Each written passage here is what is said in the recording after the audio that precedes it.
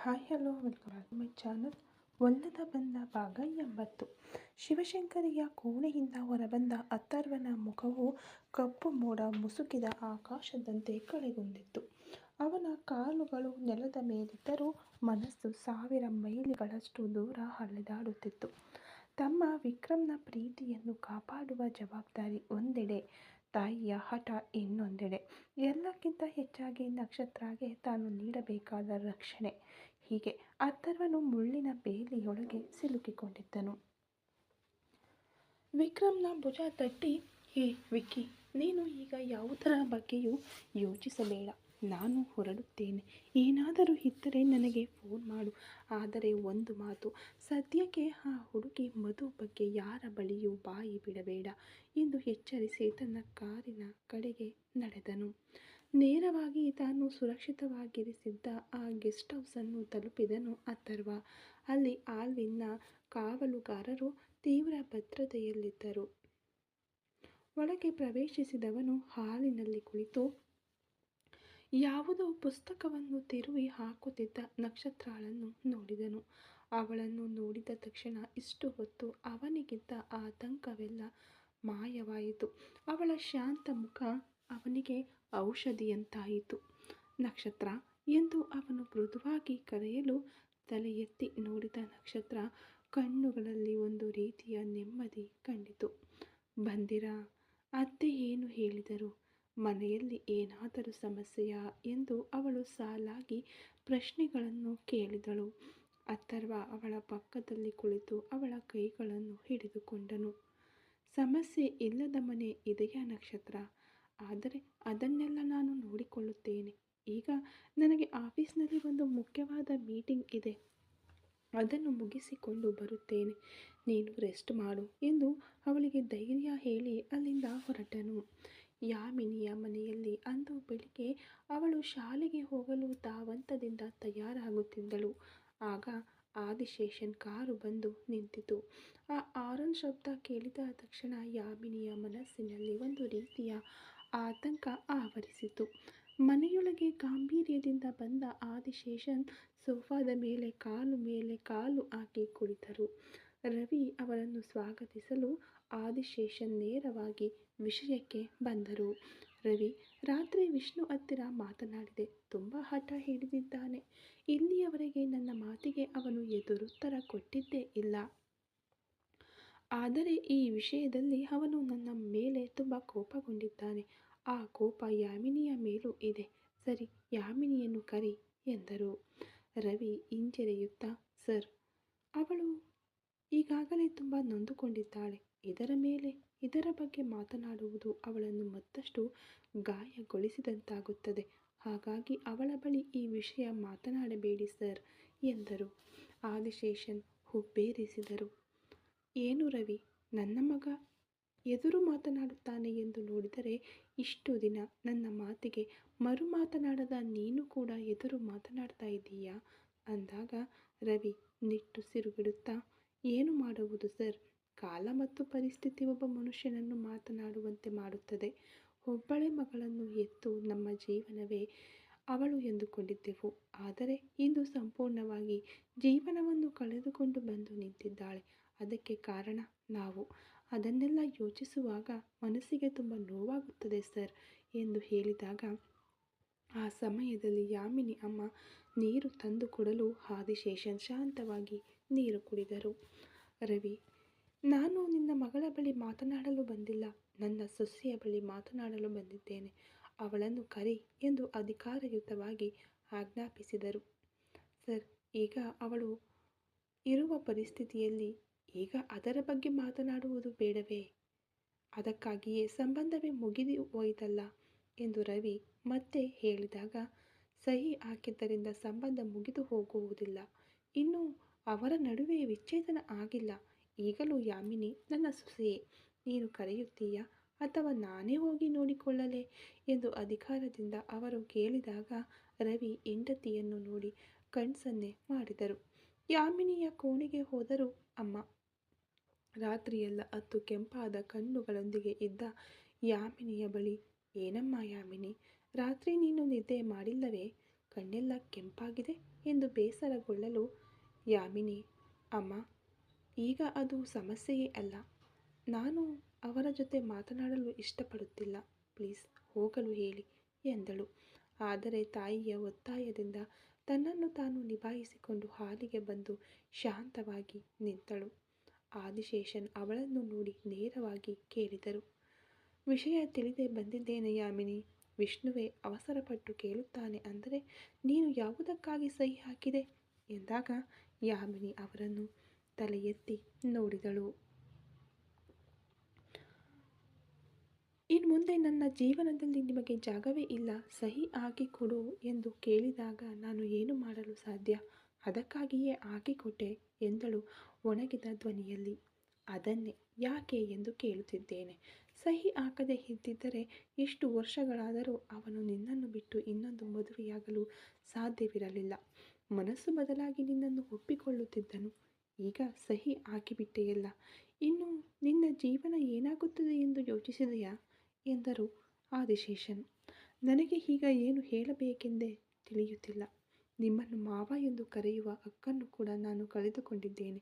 ಯಾಕೆಂದರೆ ನನ್ನ ಗಂಡ ನನ್ನನ್ನು ಸಂಪೂರ್ಣವಾಗಿ ಬಿಟ್ಟು ಬಿಟ್ಟಿದ್ದಾರೆ. ನೀವು ಹೇಳಿದ ಹಾಗೆ ಅವರು ಇನ್ನೊಂದು ಮದುವೆಯಾಗುವ ಐಡಿಯಾದಲ್ಲೆಲ್ಲ ಇಲ್ಲ. ಅವರನ್ನು ಕೇಳಿದರೆ ನಿಮ್ಮ ಮೇಲೆ ಸೇಡು ತೀರಿಸಿಕೊಳ್ಳಬೇಕು. ಅವರ ಪ್ರೀತಿ ಸೋಲಲು ಕಾರಣವಾದ ನೀವು ಆಯ್ಕೆ ಮಾಡಿದ ಹುಡುಗಿಯ ಜೊತೆ ಅವರು ಬದುಕಬಾರದು. ಅದುವೇ ಅವರ ಗುರಿ. ನನಗೆ ಏನು ಅನಿಸುತ್ತಿದೆ ಅಂದರೆ ಇಷ್ಟವಿಲ್ಲದ ಇಬ್ಬರನ್ನು ಸೇರಿಸಿ ಇಡುವುದಕ್ಕಿಂತ ಇಷ್ಟಪಡುವವರನ್ನು ಸೇರಿಸಿ ಇಡಿ. ಅದು ಅವರ ಜೀವನಕ್ಕೆ ಒಳ್ಳೆಯದು ಎಂದು ಯಾಮಿನಿ ದೃಢವಾಗಿ ಮಾತನಾಡಿದಳು. ಆದಿಶೇಷನ್ ಆಘಾತಗೊಂಡರು. ಏನಮ್ಮ, ಓದಿದ ಹುಡುಗಿ, ಸ್ಪಷ್ಟವಾಗಿ ಯೋಚಿಸುತ್ತೀಯಾ ಎಂದು ನೋಡಿದರೆ ಮೂರ್ಖಳಂತೆ ಯೋಚಿಸುತ್ತಿದ್ದೀಯಾ? ಯಾವ ಹೆಣ್ಣು ಕಟ್ಟಿಕೊಂಡ ಗಂಡನನ್ನು ಇನ್ನೊಬ್ಬಳಿಗೆ ಬಿಟ್ಟು ಕೊಡುವುದಿಲ್ಲ. ನೀನು ಅರ್ಥ ಮಾಡಿಕೊಂಡೇ ಮಾತನಾಡುತ್ತಿದ್ದೀಯಾ ಎಂದು ಗರ್ಜಿಸಿದರು. ಅರ್ಥ ಮಾಡಿಕೊಂಡಿದ್ದರಿಂದಲೇ ಮಾತನಾಡುತ್ತಿದ್ದೇನೆ ಮಾವ. ಅವರು ಆ ಹುಡುಗಿಯ ಮೇಲೆ ಪ್ರಾಣವನ್ನೇ ಇಟ್ಟಿದ್ದಾರೆ. ಇಲ್ಲಿ ನೋಡಿ, ನನ್ನ ಜೀವನವೇನೂ ಹಾಳಾಗಿಲ್ಲ. ನನಗೆ ನನ್ನ ಅಪ್ಪ ಅಮ್ಮ ಇದ್ದಾರೆ, ಒಂದು ಕೆಲಸವೂ ಇದೆ. ಗಂಡನ ಮನೆಯಲ್ಲಿ ತವರು ಮನೆಗೆ ಅಂಟಿಕೊಂಡು ಇರುವುದಕ್ಕಿಂತ ಹುಟ್ಟಿದ ಮನೆಯಲ್ಲಿ ಇರುವುದು ನನ್ನನ್ನು ಯಾವುದೇ ರೀತಿಯಲ್ಲೂ ಗಾಯಗೊಳಿಸುವುದಿಲ್ಲ. ದಯವಿಟ್ಟು ಅವರ ಜೀವನದಲ್ಲಿ ಅವರಿಗೆ ಇಷ್ಟವಾದ ಹಾಗೆ ಅವರು ಪ್ರೀತಿಸುವ ಹುಡುಗಿಯನ್ನು ಮದುವೆ ಮಾಡಿಸಿಬಿಡಿ. ನಾನು ಖಂಡಿತವಾಗಿಯೂ ಅವರ ಜೀವನದ ಮಧ್ಯೆ ಬರುವುದಿಲ್ಲ ಎಂದು ಕಣ್ಣೀರಿನ ಹನಿ ಕೂಡ ಇಲ್ಲದೆ ಒಣ ಕಣ್ಣುಗಳಿಂದ ಹೇಳಿದವಳು, ಅಮ್ಮ, ಟೈಮ್ ಆಯಿತು, ನಾನು ಹೊರಡುತ್ತೇನೆ ಎಂದು ಹೇಳಿ ಯಾಮಿನಿ 2 ಹೆಜ್ಜೆ ಮುಂದಿಡಲು, ನನ್ನ ಮನೆಯ ಸೊಸೆ ಇನ್ನೊಂದು ಕಡೆ ಕೆಲಸಕ್ಕೆ ಹೋಗುವುದಾ ಎಂದು ಆದಿಶೇಷನ್ ಕೇಳಲು ತಿರುಗಿ ನೋಡಿದ ಯಾಮಿನಿ, ನೀವು ಇನ್ನೂ ತಪ್ಪಾಗಿ ಅರ್ಥ ಮಾಡಿಕೊಂಡಿದ್ದೀರಿ ಸರ್. ನಾನು ನಿಮ್ಮ ಮನೆಯ ಸೊಸೆಯಲ್ಲ, ನಿಮ್ಮ PA, ಅವರ ಮಗಳು ಮಾತ್ರ. ಅದನ್ನು ಮೀರಿ ಏನೂ ಇಲ್ಲ ಎಂದು ಹೇಳಿ ಹೊರಟು ಹೋದಳು. ಅದನ್ನು ಕೇಳಿ ಮೆಲ್ಲನೆ ಎದ್ದು ನಿಂತ ಆದಿಶೇಷನ್ ರವಿಯ ಭುಜ ತಟ್ಟಿದರು. ನಿನ್ನ ಮಗಳು ಮತ್ತು ನನ್ನ ಮಗ ಅವರಿಬ್ಬರು ತುಂಬ ಸ್ಮಾರ್ಟ್ ಎಂದು ಅಂದುಕೊಂಡಿದ್ದಾರೆ. ಆದರೆ ಈ ಆದಿಶೇಷನ್ ಅವರಿಗಿಂತ ಮೇಲಿರುತ್ತಾನೆ. ಇದುವರೆಗೂ ಒಂದು ಡಿವೋರ್ಸ್ ಕೇಸ್ ಕೂಡ ನಾನು ಅಟೆಂಡ್ ಮಾಡಿಲ್ಲ. ಒಬ್ಬನಿಗೆ ಒಬ್ಬಳೇ ಎಂಬುದು ನನ್ನ ಪಾಲಿಸಿ. ನನ್ನ ಮಗನಿಗಿರುವ ಒಳ್ಳೆಯ ಹುಡುಗಿ ನಿನ್ನ ಮಗಳು ಮಾತ್ರ. ಎಂದೆಂದಿಗಿದ್ದರೂ ಯಾಮಿನಿಗೆ ನನ್ನ ಮನೆಯ ಸೊಸೆ. ಅವಳ ಜಾಗಕ್ಕೆ ಇನ್ನೊಬ್ಬ ಹುಡುಗಿ ಖಂಡಿತ ಬರಲಾರಳು ಎಂದು ಸಿಂಹ ಗರ್ಜಿಸುವಂತೆ ದೃಢವಾಗಿ ಹೇಳಿ ಹೊರಟು ಹೋದರು. ಅದೇ ಸಮಯದಲ್ಲಿ ವರ್ಮನ್ ಬಂಗಲೆಯಲ್ಲಿ ಸಂತೋಷವಾಗಿದ್ದ ಯಾಶಿಕಾಗೆ ಸಾವು ಗಂಟೆ ಬಾರಿಸಿದಂತೆ ಯುವರಾಜ್ ಫೋನ್ ಮಾಡಿದನು. ಏನು ಯಾಶಿಕಾ, ತುಂಬ ಹ್ಯಾಪಿಯಾಗಿರುವ ಹಾಗೆ ಇದೆ ಎಂದು ಅವನು ವ್ಯಂಗ್ಯವಾಗಿ ಕೇಳಲು, ನಾನು ಎಲ್ಲಿ ಸಂತೋಷವಾಗಿದ್ದೇನೆ? ನೀನು ಹಾಕಿದ ಉಂಗುರ ನನಗೆ ಅಷ್ಟೇ ಅಸಹ್ಯವಾಗಿದೆ ಎಂದು ಕಿರುಚಿದಳು ಯಾಶಿಕಾ. ತುಂಬ ಅಸಹ್ಯ ಪಡಬೇಡಮ್ಮ, ಈಗ ಉಂಗುರ ಮಾತ್ರ ಹಾಕಿದ್ದೇನೆ. ಇನ್ನು 2-3 ದಿನಗಳಲ್ಲಿ ತಾಳಿ ಕಟ್ಟಿಬಿಡುತ್ತೇನೆ. ಅದಾದ ಮೇಲೆ ಪೂರ್ತಿಯಾಗಿ ಈ ಯುವರಾಜ್ಗೆ ನೀನು ಹೆಂಡತಿಯಾಗುತ್ತೀಯ, ಜೊತೆಯಲ್ಲಿ ಸಂಸಾರ ಮಾಡಿ ಮಕ್ಕಳನ್ನೆಲ್ಲ ಹೆರಬೇಕಲ್ಲವೇ ಎಂದು ಅವನು ನಕ್ಕಾಗ ಯಾಶಿಕಾಗೆ ಕೋಪ ಉಕ್ಕಿ ಬಂತು. ಆಫೀಸ್ಗೆ ಮರ್ಯಾದೆಯಿಂದ ಹೊರಟು ಬಾ, ಇಲ್ಲದಿದ್ದರೆ ಕೆಲಸಕ್ಕೆ ರಾಜೀನಾಮೆ ಕೊಡು. ಸ್ವಲ್ಪ ಹೊತ್ತು ಆಫೀಸ್ನಲ್ಲಿ ಉಳಿದ ಸಮಯ ಊರು ಸುತ್ತುತ್ತಿದ್ದರೆ ನಿನಗೆ ಸುಮ್ಮನೆ ಸಂಬಳ ಕೊಟ್ಟು ಲೆಕ್ಕ ಬರೆಯಲು ನನ್ನಿಂದ ಸಾಧ್ಯವಿಲ್ಲ ಎಂದು ಅವನು ಬೆದರಿಸಿ ಫೋನ್ ಇಟ್ಟನು. ಸ್ವಲ್ಪ ಹೊತ್ತು ಯೋಚಿಸಿದ ಯಾಶಿಕಾ ತನ್ನ ತಂದೆಗೆ ಫೋನ್ ಮಾಡಿದಳು. ಅಪ್ಪ, ನನಗೆ ಸರಿಯಾಗಿ ಕೆಲಸ ಮುಗಿಸುವ ಒಬ್ಬ ವ್ಯಕ್ತಿ ಬೇಕು. ಆ ಯುವರಾಜ್ ಇದ್ದಾನಲ್ಲ, ಅವನ ಬಳಿ ಇರುವ ಮೊಬೈಲ್ ಮತ್ತು ಲ್ಯಾಪ್ಟಾಪ್ ಮಾತ್ರ ತೆಗೆದುಕೊಂಡರೆ ಸಾಕು. ಅದಾದ ಮೇಲೆ ಅವನ ಬಳಿ ಸಾಕ್ಷ್ಯ ಇರುವುದಿಲ್ಲ. ಅವನನ್ನು ಮುಗಿಸಬೇಕು, ಇಲ್ಲವೇ ಆ ಲ್ಯಾಪ್ಟಾಪ್, ಮೊಬೈಲ್ ಫೋನನ್ನು ನಾಶಪಡಿಸಬೇಕು. ಆಗಲೇ ನನಗೆ ಬಿಡುಗಡೆ ಸಿಗುವುದು ಎಂದು ಆಕ್ರೋಶದಿಂದ ಮಾತನಾಡಿದಳು. ಸ್ವಲ್ಪ ಹೊತ್ತಿನಲ್ಲಿ ಅವಳ ತಂದೆ ಮತ್ತೆ ಕರೆ ಮಾಡಿ ದಾರಿಗಳನ್ನು ಹೇಳಲು ಯಾಶಿಕಾ ಉತ್ಸಾಹಗೊಂಡಳು. ಥ್ಯಾಂಕ್ ಯು ಪಾ, ಇವತ್ತು ನಾನು ತಕ್ಷಣವೇ ಆ ಕೆಲಸವನ್ನು ನೋಡುತ್ತೇನೆ. ನೀವು ಹೇಳಿದ ಆ ಜಾಗಕ್ಕೆ ಅವನನ್ನು ಕರೆತರುವ ಜವಾಬ್ದಾರಿ ನನ್ನದು.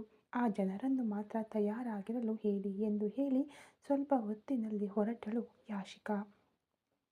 ಅಥರ್ವನ ಹೆಡ್ ಆಫೀಸ್ ಬಿರುಸಿನಿಂದ ಕಾರ್ಯನಿರ್ವಹಿಸುತ್ತಿತ್ತು. ಯಾಶಿಕಾ ಮುಖದಲ್ಲಿ ಯಾವುದೇ ಭಾವನೆಗಳನ್ನು ತೋರಿಸದೆ ಒಂದು ರೀತಿಯ ಪೂರ್ವ ಯೋಜಿತ ಮೌನದೊಂದಿಗೆ ಯುವರಾಜನ ಕೋಣೆಯೊಳಗೆ ಪ್ರವೇಶಿಸಿದಳು. ಅಲ್ಲಿ ಮೇಜಿನ ಮೇಲೆ ಹೊರಗೆ ಕುಳಿತಿದ್ದ ಯುವರಾಜ್ ಅವಳನ್ನು ನೋಡಿದ ತಕ್ಷಣ ಒಂದು ವಕ್ರವಾದ ನಗುವನ್ನು ಬೀರಿದನು. ಏನು ಯಾಶಿಕಾ, ಮುಖವೆಲ್ಲ ಒಂಥರ ಇದೆ. ನನಗೂ ನಿಶ್ಚಿತಾರ್ಥವಾಯಿತು ಅಂತ ಸಂತೋಷದಲ್ಲಿ ಇದ್ದೀಯಾ? ಯಾರಿಗೂ ಗೊತ್ತಿಲ್ಲದೆ ನಡೆದರೂ ನಿನಗೆ ಈ ನಿಜ ಚೆನ್ನಾಗಿಯೇ ಗೊತ್ತಿದೆ ಅಲ್ವಾ ಎಂದು ಧ್ವನಿಯಲ್ಲಿ ಬೆದರಿಸಿದನು. ರಹಸ್ಯ ಧ್ವನಿಯಲ್ಲಿ ಬೆದರಿಸಿದನು. ಯಾಶಿಕಾ ಅವನನ್ನೇ ದಿಟ್ಟಿಸಿ ನೋಡಿದಳು. ಅವಳ ಕಣ್ಣುಗಳಲ್ಲಿ ಕಂಡ ಭಯ ಯುವರಾಜ್ಗೆ ಆತ್ಮವಿಶ್ವಾಸವನ್ನು ನೀಡಿತು. ಯುವರಾಜ್, ನನಗೆ ಓಕೆ, ಆದರೆ ನಿನ್ನ ಹತ್ತಿರ ಸ್ವಲ್ಪ ಒಂಟಿಯಾಗಿ ಮಾತನಾಡಬೇಕು ಎಂದಳು. ಈಗಲೂ ನಾವು ಒಂಟಿಯಾಗಿಯೇ ಇದ್ದೀವಿ, ಮಾತನಾಡು ಎಂದನು ಯುವರಾಜ್. ಯುವರಾಜ್, ನನಗೆ ತುಂಬ ಸ್ಟ್ರೆಸ್ ಆಗಿದೆ. ಚಿಕ್ಕ ವಯಸ್ಸಿನಿಂದ ಅಥರ್ವ ಮಾವನನ್ನು ಅಷ್ಟು ಲವ್ ಮಾಡಿದ್ದೆ. ಆ ಸಿಟ್ಟಿನಲ್ಲಿ ಅಂದು ದೇವಸ್ಥಾನದಲ್ಲಿ ಏನೋ ಮಾಡಿಬಿಟ್ಟೆ.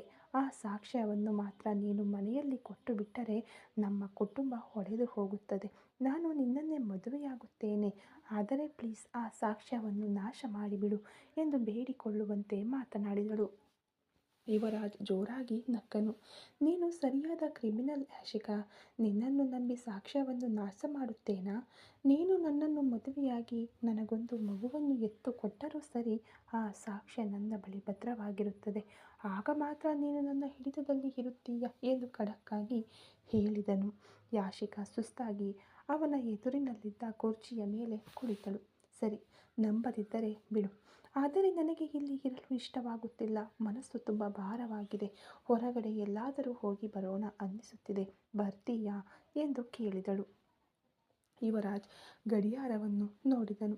ಸರಿ, ಇನ್ನು ಸ್ವಲ್ಪ ಹೊತ್ತಿನಲ್ಲಿ ಒಂದು ಸೈಟ್ ವಿಸಿಟ್ಗೆ ಹೋಗಬೇಕು. ನೀನು ಜೊತೆಗೆ ಬಾ, ನಿನ್ನ ಮನಸ್ಸಿಗೆ ಸ್ವಲ್ಪ ರಿಲ್ಯಾಕ್ಸ್ ಆಗುತ್ತದೆ ಎನ್ನುವಂತಿದ್ದರೆ ಅಲ್ಲಿಗಲ್ಲ ಯುವರಾಜ್, ನಾವಿಬ್ಬರು ಹೊರಗಡೆ ಹೋಗೋಣ. ಇವತ್ತು ನಿನ್ನ ಹತ್ತಿರ ನನ್ನ ಪ್ರೀತಿಯನ್ನು ಹೇಳಿಕೊಳ್ಳಬೇಕು. ಅದು ಯಾರೂ ಇಲ್ಲದ ಜಾಗದಲ್ಲಿ ನಾನು ಜೋರಾಗಿ ಕೂಗಿ ಹೇಳಬೇಕು ಎಂದಳು ಯಾಶಿಕಾ. ಸರಿ ಬಾ, ಹೋಗೋಣ ಎಂದು ಅವಳೊಂದಿಗೆ ಹೊರಟನು ಯುವರಾಜ್. ಯುವರಾಜ್ ಬೈಕ್ ತೆಗೆಯಲು ಮುಂದಾದಾಗ, ಪ್ಲೀಸ್ ಇವತ್ತು ಪೂರ್ತಿ ನೀನು ನನ್ನ ಕಂಟ್ರೋಲ್ನಲ್ಲೇ ಇರಬೇಕು. ನಾವು ನನ್ನ ಕಾರಿನಲ್ಲಿಯೇ ಹೋಗೋಣ ಎಂದು ಅವಳು ಮುದ್ದಾಗಿ ಮಾತನಾಡಿದಳು. ಅವಳ ಮಾತಿಗೆ ಒಪ್ಪಿ ಅವಳ ಕಾರನ್ನು ಹತ್ತಿದನು ಯುವರಾಜ್. ಚೆನ್ನೈನ ಹೊರವಲಯದಲ್ಲಿರುವ ಜನಸಂಚಾರವಿಲ್ಲದ ಮುಳ್ಳಿನ ಪೊದೆಗಳಿಂದ ಕೂಡಿದ ಒಂದು ಪಾಳು ಬಿದ್ದ ಕಟ್ಟಡದ ಬಳಿಗೆ ಯುವರಾಜ್ನನ್ನು ಕರೆದುಕೊಂಡು ಹೋದಳು ಯಾಶಿಕಾ. ಅಲ್ಲಿ ಆವರಿಸಿದ್ದ ಮೌನ ಏನೋ ಒಂದು ಅಪಾಯವನ್ನು ಪರೋಕ್ಷವಾಗಿ ಸೂಚಿಸುತ್ತಿತ್ತು. ಯುವರಾಜ್ನ ತೀರ ಹತ್ತಿರ ಬಂದು ನಿಂತ ಯಾಶಿಕಾ ಪ್ರೇಮದ ಮಾತುಗಳನ್ನಾಡಲು ತೊಡಗಿದಳು. ಅವಳ ಈ ದಿಢೀರ್ ಬದಲಾವಣೆ ಮತ್ತು ಆ ಜಾಗದ ಮೌನ ಯುವರಾಜ್ನ ಮನಸ್ಸಿನಲ್ಲಿ ಒಂದು ಸಣ್ಣ ಅನುಮಾನವನ್ನು ಬಿತ್ತಿತು. ಅವನು ಎಚ್ಚರಿಕೆಯಿಂದ ಸುತ್ತಮುತ್ತ ನೋಡಿದನು. ಆ ಹೊತ್ತಿಗೆ ಪೊದೆಗಳ ಹಿಂದಿನಿಂದ 4 ಮಂದಿ ಗೂಂಡಾಗಳು ಕೈಯಲ್ಲಿ ಆಯುಧಗಳೊಂದಿಗೆ ಹೊರಬಂದರು. ಯಾಶಿಕಾ, ಇದೇನಾ ನಿನ್ನ ಪ್ಲ್ಯಾನ್ ಎಂದು ಕೂಗಿದನು ಯುವರಾಜ್. ಆದರೆ ಅವನು ಸಾಮಾನ್ಯನಾಗಿರಲಿಲ್ಲ. ತನ್ನ ಸ್ವರಕ್ಷಣೆಗಾಗಿ ಸಿದ್ಧನಾಗಿದ್ದ ಅವನು ಮಿಂಚಿನ ವೇಗದಲ್ಲಿ ಆ ಗೂಂಡಾಗಳ ಮೇಲೆ ದಾಳಿ ಮಾಡಲು ಶುರು ಮಾಡಿದನು. ಚಾಕಚಕತೆಯಿಂದ ಪ್ರತಿಯೊಂದು ಪೆಟ್ಟನ್ನು ತಡೆದು ಅವರನ್ನು ತಿರುಗೇಟು ನೀಡಿ ಕೆಡವಿದನು. ಯುವರಾಜ್ನ ಬಲದ ಮುಂದೆ ಆ ಗೂಂಡಾಗಳು ತತ್ತರಿಸಿ ಹೋದರು. ಯಾಶಿಕಾ ಆ ಗೂಂಡಾಗಳನ್ನು ಛೂ ಬಿಟ್ಟು ಯುವರಾಜ್ ಪೆಟ್ಟು ತಿಂದು ಬೀಳುವುದನ್ನು ನೋಡಲು ಕಾತುರದಿಂದ ಕಾಯುತ್ತಿದ್ದಳು. ಆದರೆ ನಡೆದಿದ್ದೇ ಬೇರೆ. ಯುವರಾಜ್ ಒಂದು ಚಿರತೆಯಂತೆ ಗರ್ಜಿಸಿದನು. ಗೂಂಡಾಗಳ ಬಳಿ ಇದ್ದ ಆಯುಧಗಳನ್ನು ಕಸಿದುಕೊಂಡು ಅವರನ್ನು ಧ್ವಂಸ ಮಾಡಿದನು. ಕೆಲವೇ ನಿಮಿಷಗಳಲ್ಲಿ ಯಾಶಿಕಾಳ ಭರ್ಜರಿ ಪ್ಲಾನ್ನ ಗೂಂಡಾಗಳು ರಕ್ತದ ಗಾಯಗಳೊಂದಿಗೆ ಚದುರಿ ಓಡಿದರು. ಯಾಶಿಕಾ ಆಘಾತದಿಂದ ಹೆಪ್ಪುಗಟ್ಟಿ ನಿಂತಿರಲು ಯುವರಾಜ್ ನಿಧಾನವಾಗಿ ತನ್ನ ಶರ್ಟನ್ನು ಸರಿಪಡಿಸಿಕೊಳ್ಳುತ್ತಾ ಅವಳ ಕಡೆಗೆ ನಡೆದನು. ಅವನ ಕಣ್ಣುಗಳಲ್ಲಿ ಕಂಡ ಆ ತೀಕ್ಷ್ಣವಾದ ನೋಟ ಅವಳನ್ನು ನಡುಗುವಂತೆ ಮಾಡಿತು. ಏನು ಯಾಶಿಕಾ, ನೀನು ಕರೆದ ತಕ್ಷಣ ನಾನು ಪ್ರೀತಿಯ ಮೈಮರೆವಿನಲ್ಲಿ ಬಂದೆ ಅಂತ ಅಂದುಕೊಂಡೆಯಾ ಎಂದು ಅವಳ ಮುಖದ ತೀರಾ ಹತ್ತಿರ ಬಂದು ನಿಂತನು. ನೀನು ಎಷ್ಟು ದೊಡ್ಡ ಕ್ರಿಮಿನಲ್ ಅಂತ ನನಗೆ ಗೊತ್ತು ಕಣೆ. ನಿನಗೆ ಟೈಮ್ ಕೊಟ್ಟಿದ್ದೇ ನಾನು ಮಾಡಿದ ತಪ್ಪು. ನಿನಗೆ ತಾಳಿ ಕಟ್ಟುವುದಕ್ಕಿಂತ ಈಗಲೇ ನಿನ್ನ ಕತೆ ಮುಗಿಸಿಬಿಟ್ಟರೆ ಒಳ್ಳೆಯದು ಅನ್ನಿಸುತ್ತಿದೆ ಎಂದು ಅವನು ಹತ್ತಿರ ಬರಲು ಯಾಶಿಕಾ ಹಿಂದಕ್ಕೆ ಸರಿದು ಭಯಪಟ್ಟಳು. ಯುವರಾಜ್, ಇಲ್ಲಿ ನೋಡು, ಕೈ ಬಿಟ್ಟರೆ ಕೊಂದು ಬಿಡುತ್ತೇನೆ ಎಂದು ಬೆದರಿಸಿದಳು. ಕೈ ಇಟ್ಟರೆ ಕೊಂದು ಬಿಡುತ್ತೇನೆ ಎಂದು ಬೆದರಿಸಿದವಳು ಯುವರಾಜ್ನನ್ನು ವ್ಯಂಗ್ಯವಾಗಿ ನಕ್ಕನು.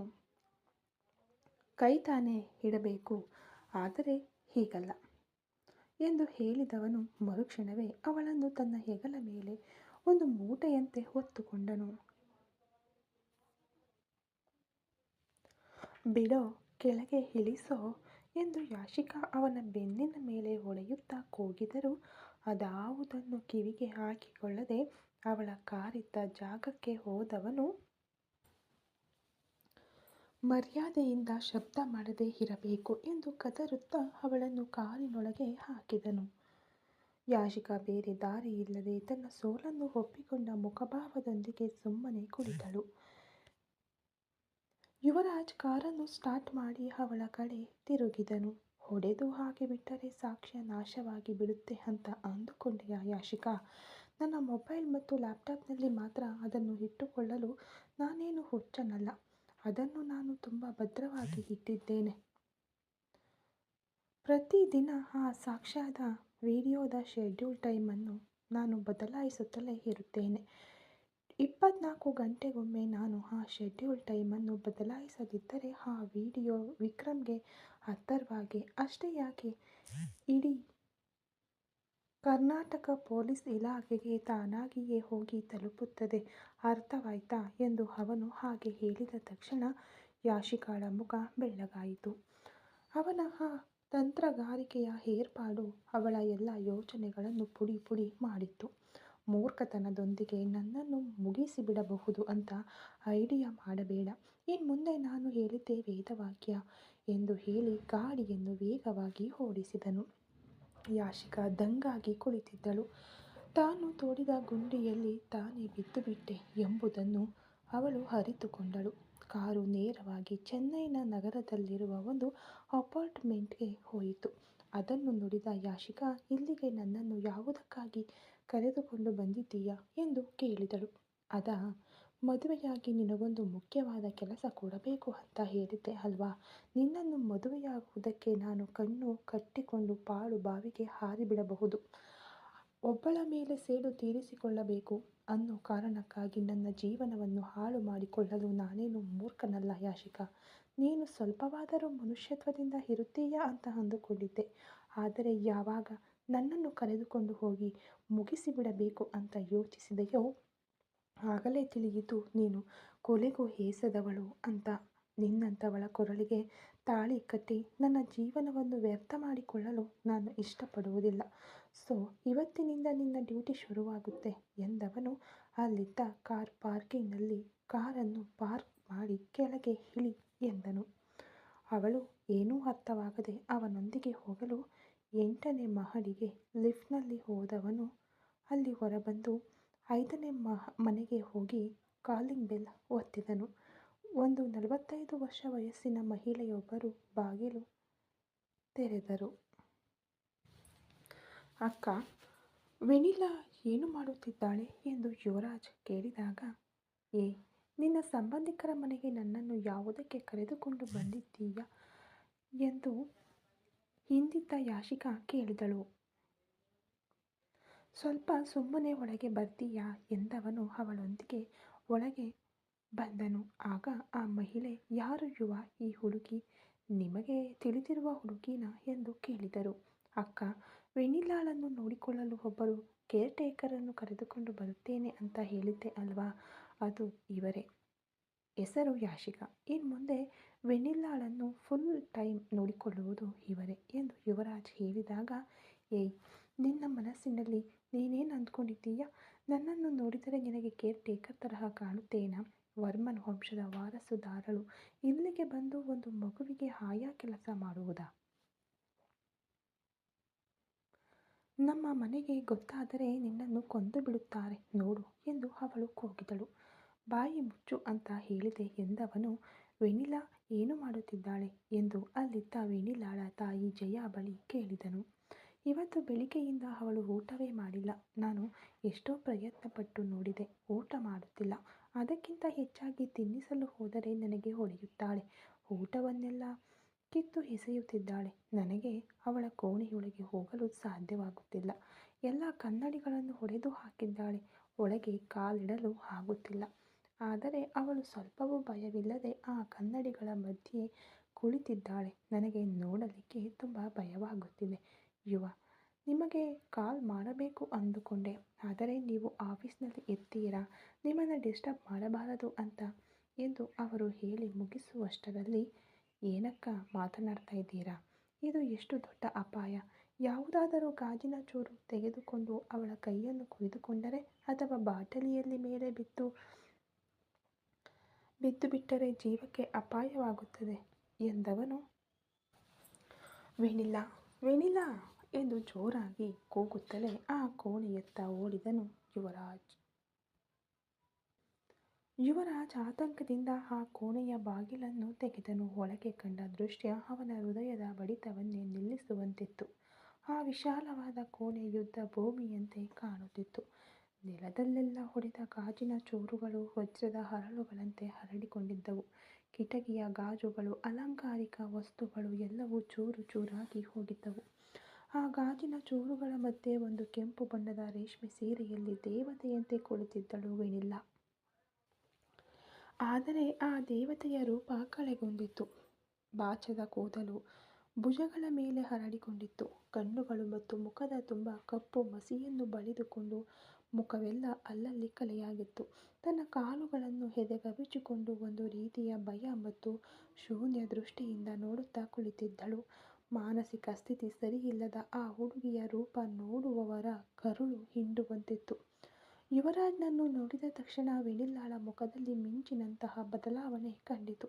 ಯುವ ಎಂದು ಅವಳು ಗದ್ಗದಿತ ಕಂಠದಿಂದ ಜೋರಾಗಿ ಅಳುತ್ತಾ ಹೇಳಲು ಪ್ರಯತ್ನಿಸಿದಳು. ಬೇಡ ವೆನಿಲಾ, ಅಲ್ಲಿಯೇ ಇರು, ಹೇಳಬೇಡ. ಇಲ್ಲಿ ನೋಡು, ಗಾಜಿನ ಚೂರುಗಳಿವೆ, ಚುಚ್ಚಿ ಬಿಡುತ್ತವೆ. ನಾನು ಅಲ್ಲಿಗೆ ಬರುತ್ತೇನೆ, ಪ್ಲೀಸ್ ಅಲ್ಲಿಯೇ ಇರಮ್ಮ ಎಂದು ಯುವರಾಜ್ ಗಾಬರಿಯಿಂದ ಅವಳನ್ನು ತಡೆದನು. ಅವನ ಧ್ವನಿಯಲ್ಲಿ ಇದುವರೆಗೂ ಯಾರೂ ಕೇಳಿರದಂತಹ ಅತೀವ ಪ್ರೀತಿ ಮತ್ತು ಕಾಳಜಿ ಬೆರೆತಿತ್ತು. ಯುವರಾಜ್ ನಿಧಾನವಾಗಿ ನೆಲದ ಮೇಲೆ ಮಂಡಿ ಊರಿ ಕುಳಿತನು. ಅವನಿಗೂ ಅವಳಿಗೂ ನಡುವೆ ಇದ್ದ ಆ ಕೆಲವು ಹೆಜ್ಜೆಗಳ ದೂರ ಮರಣ ಕೂಪ ತುಂಬಿದ ದಾರಿಯಂತೆ ಕಾಣುತ್ತಿತ್ತು. ಅವನು ತನ್ನ ಕೈಗಳಿಂದಲೇ ಆ ದೊಡ್ಡ ಗಾಜಿನ ಚೂರುಗಳನ್ನು ನಿಧಾನವಾಗಿ ಬದಿಗೆ ಸರಿಸಲು ತೊಡಗಿದನು. ಚೂಪಾದ ಗಾಜಿನ ಚೂರುಗಳು ಅವನ ಬೆರಳುಗಳನ್ನು ಸೀಳಲು ಕಾಯುತ್ತಿದ್ದವು. ಆದರೆ ಅವನ ಗಮನವೆಲ್ಲ ವೆನಿಲಾಳ ಮೇಲೆಯೇ ಇತ್ತು. ಇಲ್ಲಿ ನೋಡು ವೆನಿಲಾ, ನಾನು ಬಂದು ಬಿಟ್ಟೆ ಅಲ್ವಾ, ಇನ್ನು ಭಯಪಡಬೇಡ, ನಿನಗೆ ಏನೂ ಆಗುವುದಿಲ್ಲ ಎಂದು ಅವಳ ಬಳಿ ಮೃದುವಾಗಿ ಮಾತನಾಡುತ್ತಲೇ ಪ್ರತಿಯೊಂದು ಗಾಜಿನ ಚೂರನ್ನು ನಿಧಾನಕ್ಕೆ ಪಕ್ಕಕ್ಕೆ ತಳ್ಳಿದನು. ಅವನ ಕೈಗಳಲ್ಲಿ ಒಂದು ಸಣ್ಣ ನಡುಕವೂ ಇರಲಿಲ್ಲ, ಏಕೆಂದರೆ ಒಂದು ಸಣ್ಣ ತಪ್ಪು ನಡೆದರೂ ಅದು ಅವಳನ್ನು ಗಾಯಗೊಳಿಸುತ್ತದೆ ಎಂಬುದು ಅವನಿಗೆ ತಿಳಿದಿತ್ತು. ಅವಳು ಕದಲಲು ಯತ್ನಿಸಿದಾಗಲೆಲ್ಲ ಹಾಗೇ ಇರು, ಇದೋ ಬಂದು ಬಿಟ್ಟೆ ಎಂದು ಸಮಾಧಾನಪಡಿಸುತ್ತಾ ಅವಳ ತೀರ ಹತ್ತಿರ ಹೋದನು. ಅವಳ ಕಾಲುಗಳ ಬಳಿ ಇದ್ದ ಅತಿ ಸಣ್ಣ ಗಾಜಿನ ಚೂರುಗಳನ್ನು ಸಹ ತನ್ನ ಕೈವಸ್ತ್ರದಿಂದ ಹೊರೆಸಿ ತೆಗೆದು ಹಾಕಿದನು. ಅವಳ ಹತ್ತಿರ ಸಮೀಪಿಸಿದೊಡನೆ ಒಂದು ಮಲ್ಲಿಗೆ ಹೂವನ್ನು ಎತ್ತುವಂತಹ ಮೃದುತ್ವದಿಂದ ಅವಳನ್ನು ತನ್ನ ಕೈಗಳಲ್ಲಿ ಎತ್ತಿಕೊಂಡನು. ಅವಳ ಕಾಲುಗಳಲ್ಲಿ ಒಂದು ಸಣ್ಣ ಗೀರು ಕೂಡ ಬೀಳಬಾರದು ಎನ್ನುವುದರಲ್ಲಿ ಅವನು ತೋರಿದ ಆ ತೀವ್ರವಾದ ಕಾಳಜಿ ಅಲ್ಲಿಯೇ ನಿಂತಿದ್ದ ಯಾಶಿಕಾಳನ್ನು ಒಂದು ನಿಮಿಷ ಬೆರಗಾಗುವಂತೆ ಮಾಡಿತು. ವೆನಿಲ್ಲಾಳನ್ನು ಎತ್ತಿಕೊಂಡು ಆ ಕೋಣೆಯಿಂದ ಹೊರಬಂದ ಯುವರಾಜನ ಮುಖ ಈಗ ಒಂದು ಯುದ್ಧವನ್ನು ಗೆದ್ದ ವೀರನಂತೆ ಕಾಣುತ್ತಿತ್ತು. ಅವನ ಶರ್ಟ್ನಲ್ಲಿ ರಕ್ತದ ಕಲೆಗಳಾಗಲಿ ಅಥವಾ ಗಾಯಗಳಾಗಲಿ ಇರಲಿಲ್ಲ. ಆದರೆ ಅವನು ತೋರಿದ ಆ ತಾಳ್ಮೆ ಅವನೊಳಗೆ ಅಡಗಿದ್ದ ಆಳವಾದ ಪ್ರೀತಿಯನ್ನು ಪರೋಕ್ಷವಾಗಿ ಹೇಳುತ್ತಿತ್ತು. ಹೊರಗೆ ಬಂದ ತಕ್ಷಣ ಅವಳನ್ನು ನಿಧಾನವಾಗಿ ಒಂದು ಸೋಫಾದ ಮೇಲೆ ಕೂರಿಸಿದನು. ವೆನಿಲ್ಲಾ ಭಯದಿಂದ ಅವನ ಶರ್ಟನ್ನು ಬಿಗಿಯಾಗಿ ಹಿಡಿದುಕೊಂಡಳು. ಅವಳ ನಡುಕವನ್ನು ನೋಡಿದ ಯುವರಾಜ್ ಅವಳ ತಲೆಯನ್ನು ಮೃದುವಾಗಿ ಸವರುತ್ತಾ, ಇನ್ಮುಂದೆ ನಿನ್ನನ್ನು ನೋಡಿಕೊಳ್ಳಲು ಒಬ್ಬರು ಬರುತ್ತಾರೆ, ನೀನು ಯಾವುದಕ್ಕೂ ಭಯಪಡಬೇಡ ಎಂದು ಅವಳ ಬಳಿ ಹೇಳುವಾಗ ಅವನ ಕಣ್ಣುಗಳು ಒದ್ದೆಯಾದವು. ಯಾಶಿಕಾ ಮಾತ್ರ ದ್ವೇಷದಿಂದ ಅವಳನ್ನೇ ನೋಡುತ್ತಿದ್ದಳು. ಈ ಕಥೆ ಇನ್ನು ಮುಂದುವರಿಯುವುದು.